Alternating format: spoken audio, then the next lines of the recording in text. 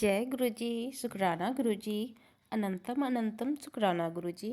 गुरु जी के चरणों में मेरा कोटि कोटि प्रणाम और सारी संगत जी को जय गुरु जी। संगत जी, आज फिर से हर दिन की तरह एक नया सत्संग लेकर आई हूँ और सत्संग बहुत ही ब्लेसिंग भरी सत्संग है। तो सत्संग को पूरा सुनिएगा, अंत तक सुनिएगा और गुरु जी की ब्लेसिंग लीजिएगा। तो चलिए सत्संग को शुरू करते हैं। ओम नमः शिवाय, शिव जी सदा सहाय। ओम नमः शिवाय, गुरु जी सदा सहाय। जय गुरु जी। शुक्राना गुरु जी। ये मेरा शुक्राना सत्संग है संगत जी। मैं बहुत परेशान हूँ निगेटिविटी से।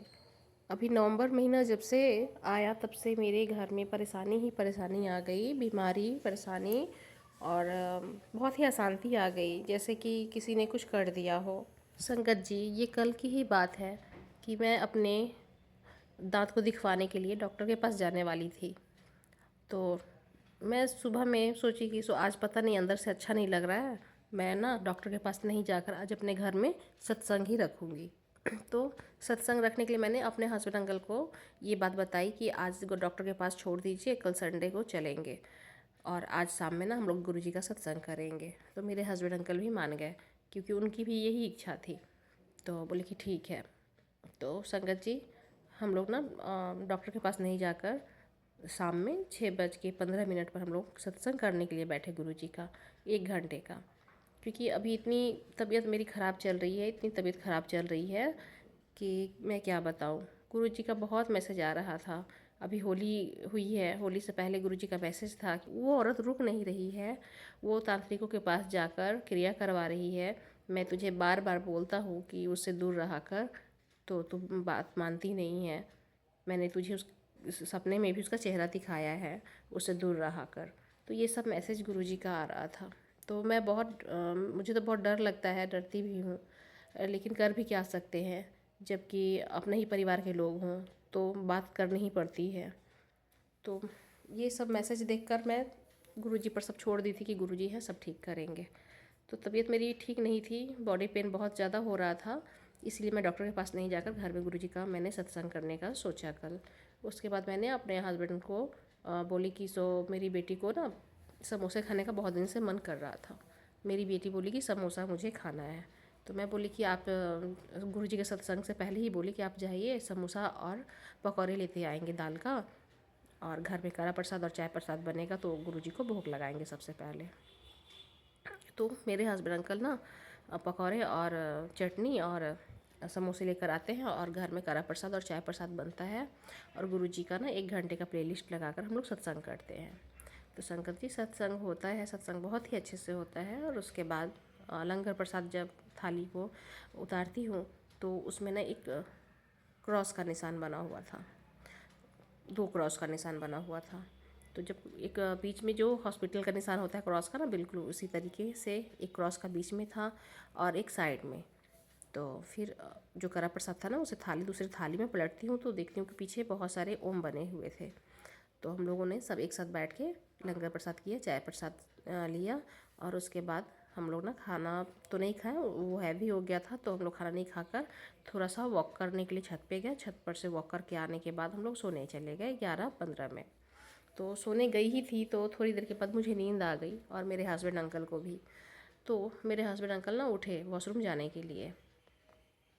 उस टाइम में 12:50 हो रहा था टाइम।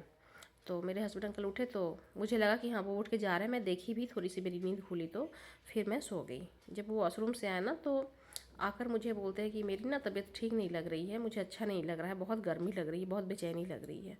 तो मैं भी उठ गई उस टाइम में और मेरे हस्बैंड अंकल ना बिछावन पर बैठ के फिर उठ के और दरवाज़ा खोल के बाहर आ गए रूम से, हॉल में आ गया और हॉल से फिर चले गए वो बालकनी में। उन्हें इतनी बेचैनी हो रही थी, गर्मी बहुत ज़्यादा लग रही थी अंदर से और उन्हें सांस नहीं आ रही थी। बोली मुझे सांस लेने में भी दिक्कत हो रही है और मेरे हाथ पैर का ना नस नस जैसे खींचा जा रहा है, उस तरीके से उन्हें फील हो रही थी। वो बहुत घबरा रहे थे अंदर से, उन्हें ठीक नहीं लग रही थी और मैं भी घबरा गई कि इतनी रात हो गई है, 1 बजने वाला है।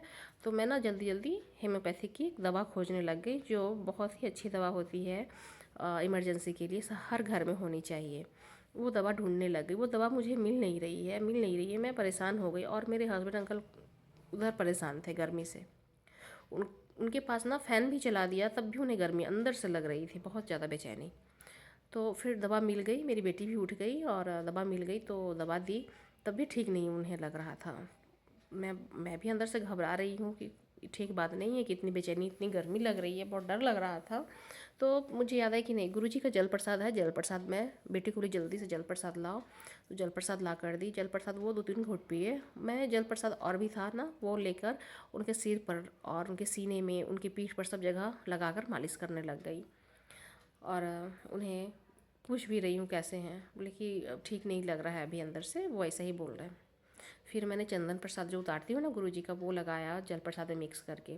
उसके बाद गुरुजी का स्वरूप लेके, छोटा वाला पॉकेट स्वरूप है उसे लेके गुरुजी के सीने, अपने हस्बैंड अंकल के सीने में गुरुजी के स्वरूप को टच करके बोले कि ये रखिए। फिर मेरे हस्बैंड अंकल ना बहुत, उन्हें बेचैनी लग रही थी, तो फिर वो रूम में गए लेटने के लिए। और रूम में लेटने चले गए तो फिर मैंने मंत्र जाप लगा दिया। मंत्र जाप लगाकर और गुरुजी के मैसेज देखने लग गई। गुरुजी ज़रूर कुछ मैसेज दे रहे होंगे। और दवा भी रिपीट कर रही थी। उन्हें थोड़ा अच्छा लगने लगा था उस टाइम में, थोड़ा अच्छा फील हुआ। और वो हम लोग ना पैर और हाथ मसाज करने लग गए, मेरी बेटी, दोनों बेटी और मैं, उनके पैर हाथ को अच्छे से मसाज कर रहे हैं कि उन्हें अच्छा महसूस हो। उस टाइम में ना उन्हें थोड़ा अच्छा लगने लगा, थोड़ा अच्छा लगने लगा कि अब ठीक लग रहा है पहले से। तो मैं, मेरे हस्बैंड अंकल भी बोल रहे कि ऐसा कैसे हो गया, मुझे तो समझ में ही नहीं आ रहा है कि ऐसे तो हो ही नहीं सकता, मैं बिल्कुल ठीक हूँ, मुझे तो कोई प्रॉब्लम ही नहीं थी, एकाएक ऐसा कैसे, मतलब कि महसूस मैं कर रहा हूँ कि मुझे कुछ हो जाता अभी वैसा, बेचैनी होना, घबराहट होना अंदर से, और सांस ले नहीं पा रहा हूँ अच्छे से, ये प्रॉब्लम आ रही थी। मुझे समझ में आ गया कि जो गुरुजी मैसेज दे रहे थे कि नेगेटिविटी हावी है, वो औरत अभी भी रुक नहीं रही है, तांत्रिकों के पास जाकर कुछ करवा रही है। तब मुझे समझ में आ गया कि ये सब घर के ही लोगों का काम है, वो लोग, आज शनिवार की रात है, कुछ ना कुछ ज़रूर उधर हो रहा होगा। तो मैं गुरुजी को याद करती हूँ, गुरुजी का मंत्र जप लगा के और मैसेज देखती हूँ। गुरुजी ज़रूर मुझे तो हमेशा मैसेज देते हैं गुरुजी, तो मैं मैसेज देखती हूँ। उसमें ये लिखा था, जाको रखे साइयाँ मार सके ना कोई, बेटी तू जिस दौर से गुजर रही है मैं सब जानता हूँ, तू चिंता मत कर, तू अच्छे से रह और चिंता मत कर, सब ठीक हो जाएगा। तो ये मैसेज मैंने पढ़ा और गुरुजी का शुक्राना भी किया कि गुरुजी आप हैं तो कुछ, कोई भी कुछ कर ले, कोई बिगाड़ भी नहीं सकता है कुछ मेरे परिवार का या किसी भी संगत का। जो गुरुजी की संगत है ना, उनका कुछ नहीं बिगड़ सकता है। गुरुजी तो जब यमराज आते थे ना, मैंने सत्संग सुना है, तो गुरुजी ना यमराज को भी दूर कर देते थे। तो गुरुजी की संगत को कुछ हो ही नहीं सकता जब गुरुजी साथ में है। तो वो मंत्र जब भी चल रहा था, मैंने ये सब देखा, मैं ऐसे अपने हस्बैंड को ही बताया, मुझे समझ में आ गया कि ये सब निगेटिविटी है और कुछ किया हुआ है, कुछ कुछ करने के लिए कोई भेजा है, जिसके कारण मेरे हस्बैंड का इतना तबीयत ख़राब हुआ एकाएक में। तो मेरे हस्बैंड ना उस टाइम में ठीक अच्छा महसूस करने लग गए थे। दवा भी दे रही थी और गुरुजी का तो जल प्रसाद और चंदन प्रसाद सब लगाकर, और गुरुजी के स्वरूप को मैंने उनके सीने से टच करा कर रखा हुआ था। तो संगत जी, गुरुजी जो मैसेज देते हैं वो बिल्कुल सही होता है। तब ना मुझे और मेरे हस्बैंड अंकल को, बेटी को, किसी को नींद भी नहीं आ रही थी उस टाइम में। ये सब करते करते 2 बज गए, रात के 2 बज गए। तो मेरे हस्बैंड अंकल बोले कि देखो, करा प्रसाद जब देखी थी उतार कर, तो उसमें क्रॉस का निशान बना हुआ था। तो मैं भी देखी थी, मेरे बच्चे लोग भी देखे थे। तो समझ में यही उस टाइम में सोची कि क्रॉस का निशान क्यों आया है, ये तो हॉस्पिटल का निशान ही है। तो मेरे हस्बैंड अंकल बोले देखो, बहुत बड़ा संकट आया था, हॉस्पिटल जाने की नौबत आई थी, लेकिन गुरुजी ने काट दिया। और गुरुजी ने मुझे नया जीवन दिया है। मेरे हस्बैंड अंकल यही बोले कि जो एक बड़ा सा क्रॉस था, पूरे करा प्रसाद में एक छोटा सा क्रॉस था, लगता है कि मेरा जीवन इतना ही था, लेकिन गुरुजी ने मुझे नया जीवन दिया है।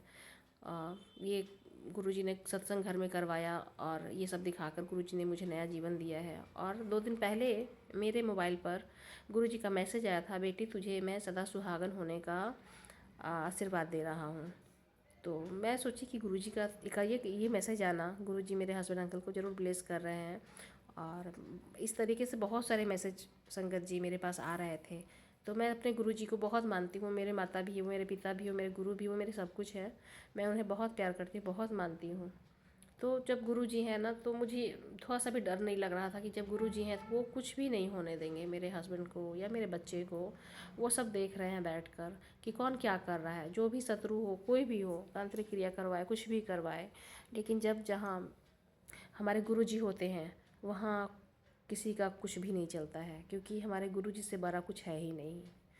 तो सब कुछ ठीक है। आज गुरु जी का सत्संग मैं कर रही हूँ शुक्राना कि गुरु जी ने मेरे हस्बैंड को कल न्यू लाइफ ब्लेस की है संगत जी। तो गुरु जी का हर पल शुक्राना कीजिए, हर पल शुक्राना कीजिए। और जो गुरु जी का जल प्रसाद है और चंदन है, दिया का जो घी होता है वो है, ब्लेस किया हुआ सब है गुरु जी का, ये बहुत अमृत है जो हमारे लिए बहुत ज़रूरी है गुरु जी का। और रात में मैंने जल प्रसाद दिया और गुरु जी का जो मैं आरती की थी सत्संग में, उसका जो घी का जो लगा हुआ था काला, वो भी मैं अपने हस्बैंड को लगाई कि गुरु जी जो भी निगेटिविटी हो सब दूर कीजिए। और गुरु जी हैं घर में तो बस कुछ नहीं हो सकता है किसी को, बस गुरु जी में लग जाइए, गुरु जी गुरु जी गुरु जी कीजिए। तो मैं अपने सत्संग को यहीं पर रखती हूँ। बहुत लंबा सत्संग हो गया है संगत जी, और भी बहुत कुछ है सत्संग में। मैं दूसरे और सत्संग जो शेयर करूँगी ना, उसमें मैं बताऊँगी कि गुरु जी कितना साथ देते हैं। और ये बात बिल्कुल सही है, जाको रखे साइयाँ मार सके ना कोई। तो जब हमारे गुरु जी हैं तो हमें कोई कुछ नहीं बिगाड़ सकता है, हमारा कोई कुछ नहीं कर सकता। जय गुरु जी, शुक्राना गुरु जी, अनंतम अनंतम शुक्राना गुरु जी। ओम नमः शिवाय, शिव जी सदा सहाय। ओम नमः शिवाय, गुरु जी सदा सहाय। जय गुरु जी, जय गुरु जी। संगत जी, बहुत ही ब्लेसिंग भरी सत्संग है। सत्संग को पूरा सुनिएगा, अंत तक सुनिएगा और गुरु जी की ब्लेसिंग लीजिएगा। न जाने किन संगत के लिए सत्संग है। तो चलिए सत्संग इतना ही रखती हूँ, फिर मैं आऊँगी अगले सत्संग के साथ में। और आप भी अपने सत्संग शेयर करना चाहते हैं तो व्हाट्सएप नंबर दिया गया डिस्क्रिप्शन बॉक्स में, आप उस पर अपने सत्संग को लिख कर या फिर अपने वॉइस में रिकॉर्ड कर कर सत्संग को भेज सकते हैं। जय गुरु जी। ओम नमः शिवाय, शिव जी सदा सहाय। ओम नमः शिवाय, गुरु जी सदा सहाय। ओम नमः शिवाय, शिव जी सदा सहाय। ओम नमः शिवाय, गुरु जी सदा सहाय। जय गुरु जी, शुक्राना गुरु जी, अनंतम अनंतम शुक्राना गुरु जी।